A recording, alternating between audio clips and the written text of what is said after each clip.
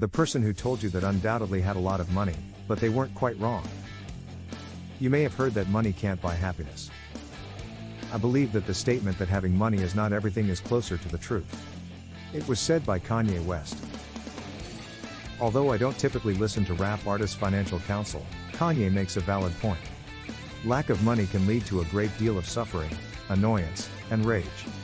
It takes over your life and turns into the way you see the world. Hey, what was the price of that? Oh, that must have cost a lot of money. Hey, I believe I owe you $20. You might pay me afterwards. What's that, Venmo? Every issue seems to center around money when we lack it. And although accumulating wealth won't solve all of your problems, it seems like a desirable goal. You won't base every choice purely on money if you achieve financial freedom. You don't accept the job only because it pays more. You don't need to consider the cost of organic foods to determine whether you can afford them. Heck, you can take Uber Black to the airport occasionally. Imagine living somewhere where money worries were non-existent. Possibly not even that far. Consider a scenario in which money wasn't a significant source of relationship and life stress. Although the methods are straightforward, it won't happen immediately. Therefore, let's begin. First, start an emergency fund. Put $1,000 aside and keep it in an emergency fund that you'll only spend in extreme cases. I recall hearing about someone who actually put their emergency savings within a frame with the words "break glass in case of emergency" in a Dave Ramsey article. However, pause. Beer money, trips, or even an engagement ring are not emergencies. It's a simple ring, really. Only if and when crap hits the fan should this money be used. You use the emergency fund when things like your car breaks down, your water heater has to be replaced, or when your life would otherwise entirely fall apart. Why set up a reserve fund? Because everything that can go wrong will go wrong. You'll have something to fall back on instead of having to borrow money from your family or use a credit card again, increasing your debt. The benefit of having an emergency fund is that it helps you feel more financially independent. You may have some breathing room for the first time in your adult life. The quickest way to start regaining control over your life is through this step. Step 2 is to settle your loan. We've just come to terms with the fact that 80% of adult Americans in this country are in debt. Perhaps we acquired unnecessary items to equip an apartment we couldn't afford, or we bought a brand new vehicle when a second-hand one would have sufficed. One of the main issues with debt, in my opinion, is how it limits your monthly income. Therefore, the amount of money you may save is significantly constrained when you pay $500 to $700 each month or even more for your home, student loans, and auto payment. The other thing I'll mention is that if you can pay off your loans faster, you'll be able to save thousands of dollars in interest. Forget about reducing your daily latte intake, this is where you'll make the biggest stride toward financial independence. If you merely make the minimum payments for the whole length of your loan, suppose let's you have $100,000 in student loans with a 5% interest rate and a 20-year term, you would wind up paying the bank more than $175,000. It almost has the feel of an emergency. So what is the most effective method for debt repayment? There are various approaches of doing this. You might start by paying off the high-interest loans. Each loan comes with a unique amount and interest rate. According to the figures, it makes the most sense to start with the loan with the highest interest rate and work your way down. The debt snowball is an alternative. It considers how people behave. We can pay off the smallest loan the quickest by focusing on it first, which creates momentum and encourages us to pay off subsequent obligations. As a result, when I initially started taking my goal of paying off my debt early seriously, I collected everything and put it into a spreadsheet similar to this. I would occasionally log in daily to imagine what it would be like to pay off some of these loans. I would do this when I logged in a few times every week. I kept track of my monthly payments because I figured if I could get them low enough, I'd be able to leave my parents' house. I would just delete them one by one, like a crazy or someone who is absolutely delusional. So that's what motivated me. I rediscovered some hope.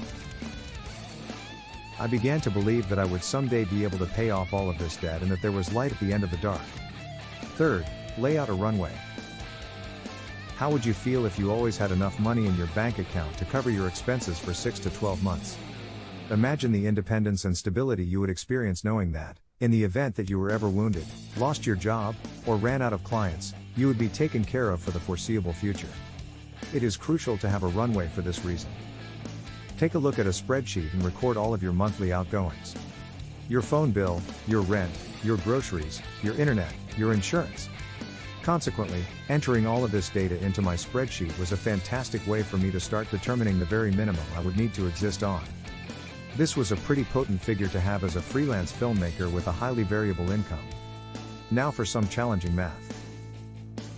The first target runway goal is the result of multiplying that amount by 6 months. Obtaining a runway of a year would be the next objective. This amount now serves as your starting point. It functions as an extended emergency fund. However, I wouldn't keep $22,000 in a frame above your bed. I believe the bank might be a little bit safer. Start a retirement fund as the fourth step. One of the things that you know you should do but haven't done yet is saving for retirement. You'll get to it soon, but it's likely that you never will. Your buddies may occasionally discuss retirement funds, and when they do, you merely nod and smile while secretly wondering, Brian, you're a piece of SHT, screw you.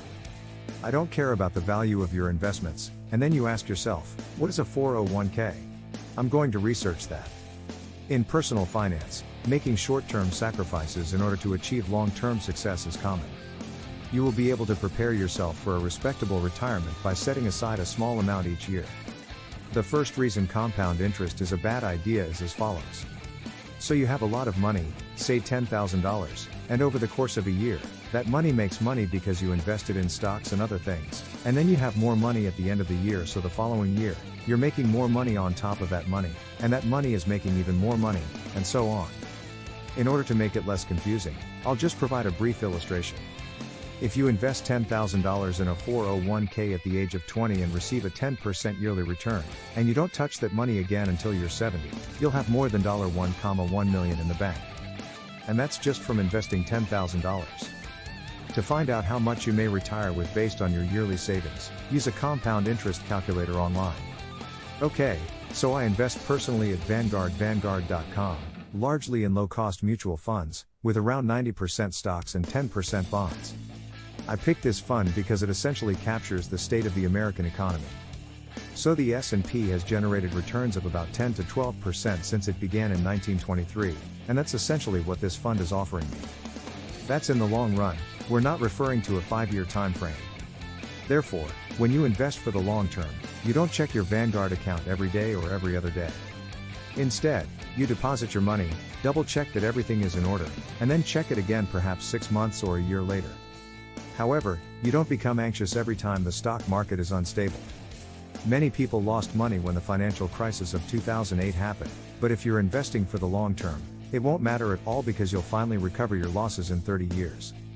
Your age, salary, the amount of money you anticipate needing for retirement, and your level of risk tolerance are just a few of the many factors that will affect your personal investment strategy. Before making an investment, please do your research. I am not your investment advisor, financial manager, or fiduciary. Decide after doing some research and considering your personal situation. This is not the final design. If you're a freelancer and you can't handle that much danger, or you'd feel safer if you started off with a $5,000 emergency fund, then go for it. If you can genuinely handle the added risk, you might decide against creating a runway of 6 months and instead begin investing in your future and retirement immediately. Then carry out it. I personally preferred the idea of paying off my debt first, then transferring to my retirement fund, but for many people, if you're not able to pay off your debt that quickly, you may want to actually start your retirement fund now, especially if your company offers a 401k match, because you'll be able to benefit from compound interest. Without reading books like Dave Ramsey's Total Money Makeover or Ramit Sethi's I Will Teach You to Be Rich, I would not have been able to pay off my debt. I suggest listening to one of the many personal finance podcasts available or reading one personal finance book per year. Every year, this will help you reset your priorities because we occasionally become distracted by brightly colored objects. You'll be well on your way to financial freedom once you have a sizable emergency fund, have paid off all of your debt, added runway to your bank account, and have started your retirement fund. It won't take you long to complete your retirement fund before you realize that having money isn't everything. Is it odd to ask for money right now? As many of you who frequent my channel are aware, I frequently end my shows with a Patreon pitch. It's how I'm able to make these videos ad-free, but before I do that today, I want to be very clear. If you don't have the money, if you're trying to pay off your debt and cut down as many expenses as possible, if you feel stressed out about buying a cup of coffee, please do not contribute to my Patreon. I genuinely want you guys to kick ass. I want you to do fantastic things. I want you to not feel stressed about money, and I don't want you to make poor financial decisions. This is not reverse psychology or anything like that. Having said that, I would very appreciate it if you would think about supporting my Patreon account if you do have the funds, if you do. If you feel so inclined and you're feeling great about it. These are some of the things you can gain from it because I've been working my tail off to try to develop really fantastic videos and more podcast episodes to give value for you guys.